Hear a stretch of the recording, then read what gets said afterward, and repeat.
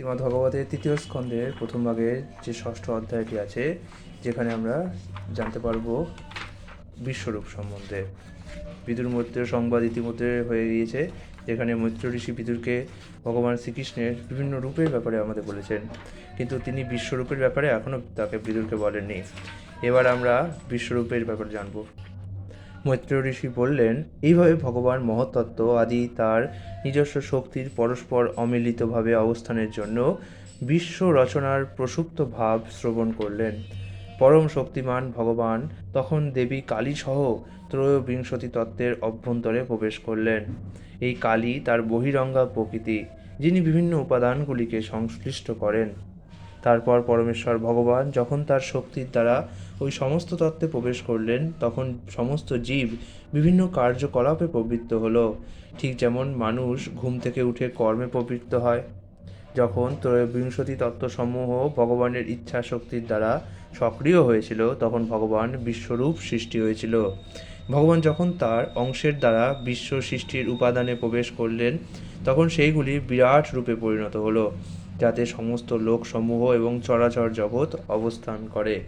হিরণ্ময় নামক বিরাট পুরুষ 1000 দিব্য বৎসর ব্রহ্মাণ্ডের জলে বাস করেছিলেন, এবং সমস্ত জীবেরাও তার সঙ্গে শায়িত ছিল।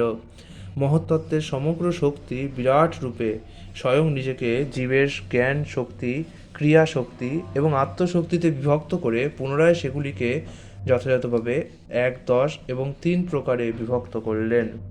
বিরাট পুরুষ পরমাত্মার প্রথম অবতার এবং অংশ। তিনি অসংখ্য জীবাত্মার আত্মা, এবং তার মধ্যে সমগ্র সৃষ্টি বিরাজ করে, যা এইভাবে সংবর্ধিত হয়। 3, 10 এবং 1-এর দ্বারা বিরাট পুরুষের প্রতিনিধিত্ব হয়, অর্থাৎ তিনিই শরীর, মন ও ইন্দ্রিয়। তিনি 10 প্রকার প্রাণশক্তির দ্বারা চালিত সমস্ত গতিবিধির নিয়ন্ত্রণকারী শক্তি, এবং তিনিই এক হৃদয়, যেখানে প্রাণ শক্তি উৎপন্ন হয়। পরমেশ্বর ভগবান বিশ্ব সৃষ্টির দায়িত্ব সম্পন্ন সমস্ত দেবতাদের পরমাত্মা। দেবতাগণ কর্তৃক এইভাবে প্রার্থিত হয়ে তিনি নিজে নিজে বিচার করছিলেন, এবং তাদের অবগতির জন্য বিরাট রূপের প্রকাশ করেছিলেন। মৈত্রেয় বললেন, পরমেশ্বর ভগবান তার বিরাট রূপ প্রকাশ করার পর কীভাবে নিজেকে বিভিন্ন দেবতারূপে পৃথকীকৃত করেছিলেন, তা এখন আপনি আমার কাছে শ্রবণ করুন। তার মুখ থেকে অগ্নি বা তাপ পৃথক রূপে প্রকাশিত হলে সমস্ত লোকপালগণ তাদের স্থির শানসহ তাতে প্রবেশ করলেন। সেই বাক শক্তির দ্বারাই জীব বাক্যের মাধ্যমে নিজেকে প্রকাশ করে। যখন বিরাট পুরুষের তালু পৃথকভাবে প্রকাশিত হয়েছিল, তখন লোকপাল বরুণ তাতে প্রবেশ করলেন। এইভাবে জীবের জিহাদ দ্বারা সব কিছুর স্বাদ গ্রহণ করার ক্ষমতা লাভ হয়। ভগবানের 2 নাসারন্ধ্র যখন পৃথকভাবে প্রকাশিত হয়, তখন অশ্বিনী কুমারদ্বয় তাদের উপযুক্ত সেই স্থানে প্রবিষ্ট হন। তার ফলে জীব প্রত্যেক বস্তুর ঘ্রাণ গ্রহণ করতে পারে। তারপর বিরাট পুরুষের চক্ষুদ্বয় পৃথকভাবে প্রকাশিত হয়। আলোকের পরিচালক সূর্যদেব দৃষ্টিস্বরূপ নিজ অংশসহ তাতে প্রবেশ করলেন, এবং তার ফলে জীব রূপ দর্শন করতে পারে। বিরাট রূপ থেকে যখন পৃথকভাবে ত্বকের প্রকাশ হয়, তখন বায়ুর পরিচালক লোকপাল অনিল স্পর্শেন্দ্রিয় সহ তাতে প্রবেশ করলেন। তার ফলে জীবের স্পর্শ জ্ঞান লাভ হয়।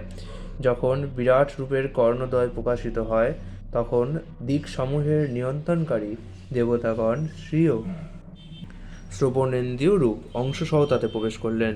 তার ফলে সমস্ত জীব শব্দ শ্রবণ করার ক্ষমতা প্রাপ্ত হয়।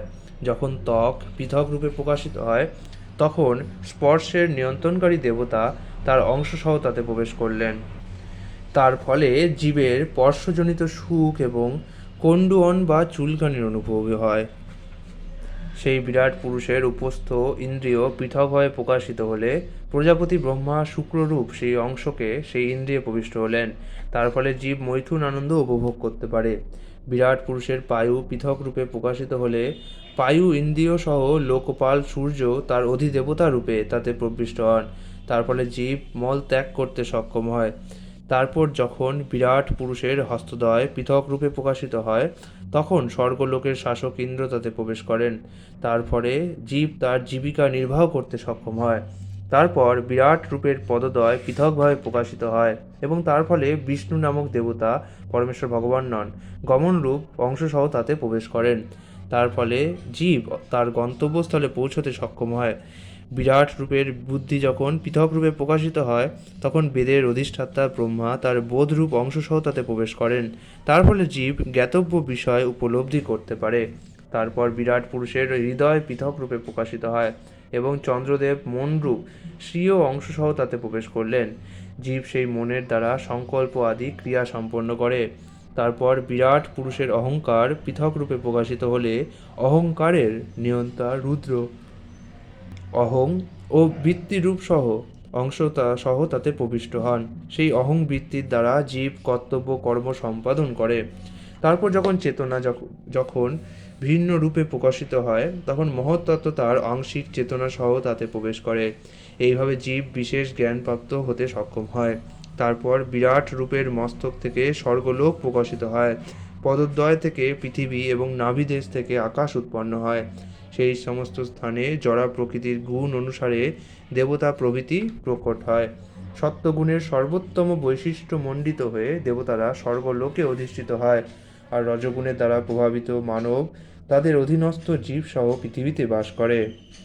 যে সমস্ত জীব রুদ্রের পার্শ্বদ, তারা জড়া প্রকৃতির তৃতীয় গুণ তমগুণের দ্বারা আচ্ছন্ন। তারা পৃথিবী এবং স্বর্গলোকের মধ্যবর্তী অন্তরিক্ষে অবস্থিত। হে কুরুশ্রেষ্ঠ, বিরাট পুরুষের মুখ থেকে বৈদিক জ্ঞান প্রকাশিত হয়। যারা এই বৈদিক জ্ঞানের প্রতি উন্মুখ তাদের বলা হয় ব্রাহ্মণ, এবং তারা সমাজের অন্যান্য বর্ণের প্রকৃত শিক্ষক ও পারমার্থিক পথপ্রদর্শক। তারপর সেই বিরাট পুরুষের বাহু যুগল থেকে পালন করার বৃত্তি এবং সেই বৃত্তির অনুসরণকারী ক্ষত্রিয় উৎপন্ন হয়। ক্ষত্রিয়দের ধর্ম হচ্ছে চোর এবং দুষ্কৃতকারীদের উপদ্রব থেকে সমাজকে রক্ষা করা। সমস্ত মানুষের জীবিকা অর্থাৎ শস্য উৎপাদন এবং প্রজাদের মধ্যে তার বিতরণ করার বৃত্তি ভগবানের বিরাট রূপের উরুদ্বয় থেকে উদ্ভূত হয়েছে। এই কার্য সম্পাদন করার ভার গ্রহণ করেন যে সমস্ত ব্যবসায়ী মানুষ, তাদের বলা হয় বৈশ্য। তারপর পরমেশ্বর ভগবানের পদদ্বয় থেকে ধর্ম অনুষ্ঠানের সিদ্ধির জন্য পরিচর্যার বৃত্তি উৎপন্ন হয়। সেই বিরাট পুরুষের পদদ্বয়ে শূদ্রেরা অবস্থিত, যারা সেবা বৃত্তির দ্বারা ভগবানকে সন্তুষ্ট করেন। এই সমস্ত বিভিন্ন প্রকার স্ব বৃত্তিসহ সামাজিক বিভাগ পরমেশ্বর ভগবান থেকে উৎপন্ন হয়েছে। তাই পরমার্থিক উপলব্ধি এবং মুক্ত জীবন লাভের জন্য গুরুদেবের নির্দেশ অনুসারে স্বীয় বৃত্তি আচরণের দ্বারা পরমেশ্বর ভগবানের আরাধনা করা কর্তব্য। হে বিদুর, পরমেশ্বর ভগবানের অন্তরঙ্গা শক্তির দ্বারা প্রকাশিত বিরাট রূপের দিব্য কাল, কর্ম এবং শক্তির মাহাত্ম্য কে নিরূপণ করতে পারে বা মাপতে পারে? আমার অযোগ্যতা সত্ত্বেও আমার গুরুদেবের শ্রীমুখ থেকে আমি যতটা শ্রবণ করতে পেরেছি এবং আমি নিজে যা বুঝতে পেরেছি, তার দ্বারা আমি বিশুদ্ধ বাণীর মাধ্যমে ভগবানের মহিমা কীর্তন করছি। যদি আমি তা না করি তাহলে আমার বাক শক্তি অসত্য থেকে যাবে। পূর্ণ শ্লোক ভগবানের কার্যকলাপ এবং গুণাবলী কীর্তন করাই মানব জীবনের সর্বোচ্চ সিদ্ধি। ভগবানের এই সমস্ত কার্যকলাপ মহান ঋষিগণ এমনই সুন্দরভাবে লিপিবদ্ধ করেছেন যে কেবল তার সমীপবর্তী হওয়ার ফলেই শোভনেন্দ্রিয়ের প্রকৃত উদ্দেশ্য সাধিত হয়। হে বৎস, আদিকবি ব্রহ্মা 1,000,000 দিব্য বৎসর ধ্যান করার পর কেবল এটুকুই জানতে পেরেছিলেন যে পরমাত্মার মহিমা অচিন্ত। পরমেশ্বর ভগবানের আশ্চর্যজনক শক্তি ইন্দ্রজাল সৃষ্টিকারী মায়াবাদীদের পর্যন্ত সম্মোহিত করে। ভগবানের এই শক্তি স্বয়ং সম্পূর্ণ ভগবানেরও অজ্ঞাত। অতএব অপর ব্যক্তিরা আর কি কথা। বাণী, মন এবং অহংকার তাদের নিয়ন্ত্রণকারী দেবতাগণ সহ ভগবানকে জানতে অসমর্থ হয়েছে। তাই আমাদের প্রকৃতিস্থ হয়ে তার প্রতি শুধু আমাদের সশ্রদ্ধ পরিণতি নিবেদন করতে হবে। ইতি শ্রীমদ্ভগবতের 3য় স্কন্ধের বিশ্বরূপের সৃষ্টি নামক 6ষ্ঠ অধ্যায়ের ভক্তিবেদান্ত প্রভাব সম্পূর্ণ হলো। আগামীকাল 7ম অধ্যায় বিদুরের অতিরিক্ত প্রশ্ন।